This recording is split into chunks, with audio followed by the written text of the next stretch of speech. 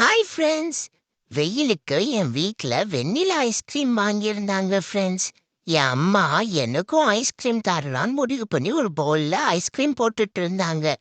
இது எனக்கு தெரியாம போயிடுச்சு ஃப்ரெண்ட்ஸ். அப்புறம் ஐஸ்கிரீமை பவுலில் போட்டு என்கிட்ட கொண்டு வந்து வா ஐஸ்கிரீம் சாப்பிட்லான்னு சொல்லி என் அம்மாவும் என் அக்காவும் மாறி மாறி என்னை கூப்பிட்டாங்க. இந்த பவுலெல்லாம் நமக்கு ஐஸ்கிரீம் தர மாட்டாங்களேன்னு நானும் அவங்கள நம்பாம பால் விளையாடுற மாதிரி இந்த சைடு அந்த சைடுமா ஜாலியாக விளையாடிட்டு இருக்க மாதிரியே ஆக்ட் பண்ணிட்டு இருந்தேன்.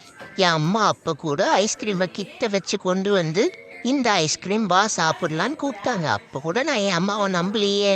சரி நமக்கு இல்லை இந்த பவுலெல்லாம் நமக்கு ஏன் தரப்போறாங்கன்னு சொல்லி நானும் இந்த பாலை கடிச்சிக்கிட்டு விளையாடிட்டு இருந்தேன் ஃப்ரெண்ட்ஸ். கொஞ்ச நேரம் கழிச்சு பார்த்தா என் அம்மா ஏன் பவுல கொண்டு வந்துட்டாங்க. ஆஹா, ஐஸ்கிரீம் நமக்கு தான் போலன்னு ஒரே குஷி ஆயிட்டேன்.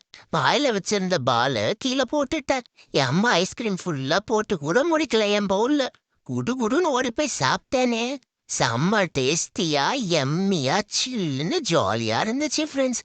இந்த வெயிலுக்கு இப்படி குழு குழுன்னு ஐஸ்கிரீம் சாப்பிட எனக்கு ரொம்ப ரொம்ப பிடிச்சிருக்கு. அப்புறம் வேற என்ன, கம்ப்ளீட்டா ஐஸ்கிரீமை சாப்பிட்டு முடிச்சிட்டேன். அம்மாக்கு தட்டை கழுவுற வேலை கூட நான் வைக்கல ஃப்ரெண்ட்ஸ். அப்புறம் என்ன, ஐஸ்கிரீம் சாப்பிட்டோம். சரி நம்ம பால விளையாட போகலான்னு கிளம்பிட்டேன் ஃப்ரெண்ட்ஸ்.